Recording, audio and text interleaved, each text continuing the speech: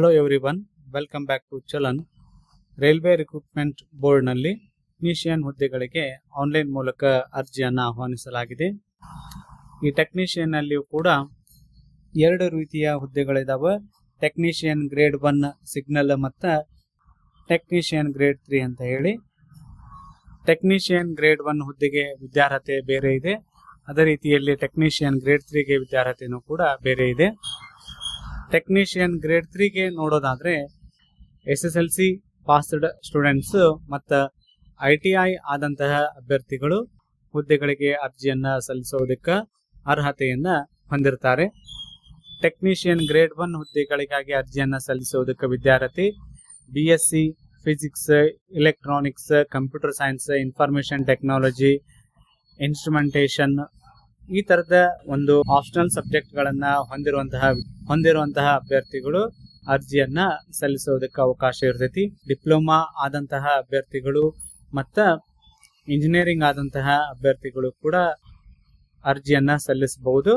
ಆದ್ರೆ ಇಂಜಿನಿಯರಿಂಗ್ ಮತ್ತು ಡಿಪ್ಲೊಮಾ ಮೇಲೆ ಹೇಳಿದಂತಹ ಸಬ್ಜೆಕ್ಟ್ಗಳೇನಿದ್ದು ಅವುಗಳಲ್ಲಿ ನೀವು ಕಂಪ್ಲೀಟ್ ಮಾಡಿರಬೇಕು. ITI ಮೇಲೆ ನೋಡೋದಾದ್ರೆ ಹಲವಾರು ಟ್ರೇಡ್ಗಳು ಬರ್ತಾವೆ. ಎಲೆಕ್ಟ್ರಿಷಿಯನ್, ಎಲೆಕ್ಟ್ರಾನಿಕ್ಸ್ ಇರ್ಬೋದು, ಫಿಟರ್ ಇರ್ಬೋದು, ಮೆಕ್ಯಾನಿಕ್ ಇರ್ಬೋದು, ಇನ್ಸ್ಟ್ರೂಮೆಂಟ್ ಮೆಕ್ಯಾನಿಕ್ ಇರ್ಬೋದು, ಮೆಕ್ಯಾನಿಕಲ್ ಡಿಸೈಲ್ ಇರಬಹುದು, MMV, ವೆಲ್ಡರ್, ಮೆಕ್ಯಾನಿಸ್ಟು ಈ ರೀತಿಯ ಹಲವಾರು ಟ್ರೇಡ್ಗಳನ್ನು ಹೊಂದಿದಂತಹ ಅಭ್ಯರ್ಥಿಗಳು ಕೂಡ ಅಪ್ಲಿಕೇಶನ್ ಅನ್ನು ಹಾಕೋದಕ್ಕೆ ಅವಕಾಶ ಇರ್ತೈತಿ. ಏಜ್ ಲಿಮಿಟ್ ಬಗ್ಗೆನೂ ಕೂಡ ಇಲ್ಲಿ ಮಾಹಿತಿಯನ್ನು ಕೊಟ್ಟಿದ್ದಾರೆ ಮತ್ತು ಕ್ಯಾಟಗರಿ ವೈಸ್ ಏಜ್ ರಿಲ್ಯಾಕ್ಸೇಷನ್ ಕೂಡ ಲಭ್ಯತೆ ಇರುತ್ತೆ. ಅದನ್ನು ಕೂಡ ನೀವು ನೋಡಬಹುದು. ಸ್ಕ್ರೀನ್ ಮೇಲೆ ಡಿಸ್ಪ್ಲೇ ಮಾಡಲಾಗಿದೆ. ITI ಮೇಲೆ ಅಪ್ಲೈ ಮಾಡೋದಕ್ಕೂ ಕೂಡ ರಿಲ್ಯಾಕ್ಸೇಷನ್ ಇದೆ. ಅದೇ ರೀತಿಯಲ್ಲಿ ಟೆಕ್ನಿಷಿಯನ್ ಗ್ರೇಡ್ 1ಗೂ ಕೂಡ ಏಜ್ ರಿಲ್ಯಾಕ್ಸೇಷನ್ ಅನ್ನ ನೀಡಿರ್ತಾರೆ. ಈ ಒಂದು ಚಾರ್ಟ್ ಒಳಗೆ ಕ್ಲಿಯರ್ ಆಗಿ ಏನ್ ಮಾಡಿದಾರ ಅಂತಂದ್ರೆ date of birth wise mention ಮಾಡಿಬಿಟ್ಟಾರ. ಇದನ್ನ ನೋಡಿ ನಿಮ್ಗೆ ಆನ್ಲೈನ್ ಒಳಗೆ ಅಪ್ಲಿಕೇಶನ್ ಹಾಕೋದಕ್ಕೆ ಬರುತ್ತೋ ಇಲ್ಲೋ ಅನ್ನೋದನ್ನ ನೀವು ಕ್ಲಿಯರ್ ಆಗಿ ನೋಡ್ಕೋಬಹುದು. ಫೀಸ್ ಪೇಮೆಂಟ್ ಬಗ್ಗೆ ನೋಡೋದಾದ್ರೆ GM ಮತ್ತು OBC ಅವರು 500 ರೂಪಾಯಿ ಫೀಸ್ ಐತಿ ಮತ್ತು ಅದ್ರ ಜೊತೆಗೆ 400 ರೂಪಾಯಿ ರೀಫಂಡ್ ಕೂಡ ನಿಮ್ಗೆ ಆಗ್ತೈತಿ. ಆಫ್ಟರ್ ಏನಪ್ಪಾ ಅಂದ್ರೆ ನೀವು ಎಕ್ಸಾಮ್ ಬರೆದ್ರೆ ಮಾತ್ರ ರೀಫಂಡ್, ಎಕ್ಸಾಮ್ ಬರದೇ ಇದ್ರೆ ರೀಫಂಡ್ ಆಗೋದಿಲ್ಲ. SC ST ex service man, female, transgender, minorities ಮತ್ತು ಎಕನಾಮಿಕಲಿ ಬ್ಯಾಕ್ವರ್ಡ್ ಕ್ಲಾಸಸ್ OBC ಅಲ್ಲ, ಇಲ್ಲಿ ಏನ್ ಹೇಳತ್ತಾರ ಅವರು EBC ಅಂತ ಹೇಳತ್ತಾರ. ಅವರಿಗೆ ಫೀಸ್ ಎಷ್ಟು ಅಂತಂದ್ರೆ 250 ರೂಪಾಯಿ ಫೀಸ್ ಅನ್ನ ಪೇಮೆಂಟ್ ಮಾಡಬೇಕಾಗತ್ತೆ. ನಿಮ್ಗೆ ಎಕನಾಮಿಕಲಿ ಬ್ಯಾಕ್ವರ್ಡ್ ಕ್ಲಾಸಸ್ ಅಂದ್ರೆ ಏನು ಅಂತ ಇಲ್ಲಿ ಕ್ಲಿಯರ್ ಆಗಿ ಕೊಟ್ಟಾರ. ಯಾರ್ಯಾರೆಲ್ಲ 250 ರೂಪಾಯಿ ಫೀಸ್ ಅಷ್ಟ ಪೇಮೆಂಟ್ ಮಾಡಬಹುದು ಅನ್ನೋದು. ಒಂದೇದೇನಪ್ಪಾ ಅಂತಂದ್ರ ನಿಮ್ಮ ಹತ್ರ ಏನಿರ್ಬೇಕು, ವ್ಯಾಲಿಡ್ ಇನ್ಕಮ್ ಸರ್ಟಿಫಿಕೇಟ್ ಇರ್ಬೇಕು. ಆ ಇನ್ಕಮ್ 50,000 ಒಳಗಡೆ ಏನಾದ್ರು ಇತ್ತು ಅಂತಂದ್ರೆ ಅವ್ರು ಏನ್ ಮಾಡಬಹುದು, 250 ರೂಪಾಯಿ ಫೀಸ್ ಅನ್ನ ತುಂಬಬಹುದು ಅಂತ ಹೇಳ್ತಾರ. ನೀವು ಡಿಸ್ಟ್ರಿಕ್ಟ್ ಮ್ಯಾಜಿಸ್ಟ್ರೇಟ್ ಅಥವಾ ರೆವಿನ್ಯೂ ಆಫೀಸರ್ ಅಂದ್ರೆ ತಹಸೀಲ್ದಾರ್ ಲೆವೆಲ್ ಒಳಗೂ ಕೂಡ ಇನ್ಕಮ್ ಸರ್ಟಿಫಿಕೇಟ್ ಏನ್ ತೆಗೆಸಿರ್ತೀರಿ ಅಂತವ್ರು ಆ ಡೀಟೇಲ್ಸ್ ಅಲ್ಲಿ ಎಂಟ್ರಿ ಮಾಡ್ಬೇಕಾಗತ್ತ. RD ನಂಬರ್ ಆಗಿರ್ಬಹುದು, ಇಶ್ಯೂ ಡೇಟ್ ಆಗಿರ್ಬಹುದು, ಅವುಗಳನ್ನ ಮೆನ್ಷನ್ ಮಾಡಬೇಕು. ದೆನ್ ಇದಾದ್ಮೇಲೆ B ಒಳಗ BPL ಕಾರ್ಡ್ ನಿಮ್ದ ಏನಾದ್ರು ಇತ್ತು ಅಂದ್ರೆ ಅದಕ್ಕೂ ಕೂಡ ಕನ್ಸೆಷನ್ ಕೊಡಲಾಗತ್ತೆ.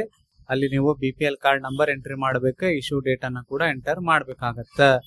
ಇವೆರಡು ಏನಾಗ್ತಾವ ನಿಮಗ ಈಸಿಯಾಗಿ ಲಭ್ಯ ಇರುವಂತಹ ದಾಖಲೆಗಳದಾವ.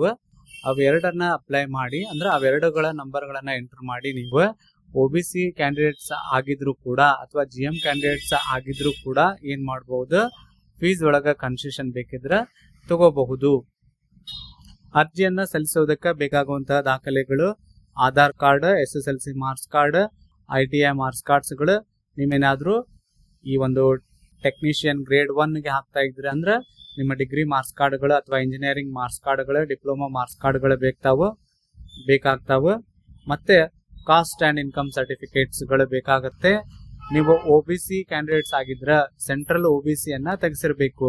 ಅದು ಕೂಡ ಸೆಂಟ್ರಲ್ OBC ಏನಾಗಿರ್ಬೇಕು, ತೆಗೆಸಿರೋದು 1/4/2026 ನಂತರ ತೆಗೆಸಿರಬೇಕು. ನಿಮ್ಗೆ ಆಲ್ರೆಡಿ ಮಾಹಿತಿ ಇರಬೇಕು ಅಂತ ಅನ್ಕೊಂತೀನಿ. ಸೆಂಟ್ರಲ್ OBC ಸೆಂಟ್ರಲ್ ಗೌರ್ಮೆಂಟ್ಗೆ ಜಾಬ್ ಹಾಕ್ಬೇಕಾದ್ರೆ ನೀವು ಸೆಂಟ್ರಲ್ OBC ಅನ್ನ ತೆಗೆಸಿಟ್ಕೋಬೇಕಾಗತ್ತೆ. ನಿಮಗೆ ನಿಮ್ಮ ಕಾಸ್ಟ್ ಸೆಂಟ್ರಲ್ OBC ಒಳಗ ಬರುತ್ತೆ ಇಲ್ಲೋ ಅನ್ನೋದನ್ನ ನೋಡ್ಕೋರಿ. ಬರ್ತಿತ್ತು ಅಂದ್ರೆ ಹೊಸ ಕಾಸ್ಟ್ ಇನ್ಕಮ್ ಅನ್ನ ಅಂದ್ರೆ ಹೊಸ ಒಂದು OBC ಸರ್ಟಿಫಿಕೇಟ್ ಅನ್ನ ತೆಗೆಸ್ಕೋರಿ.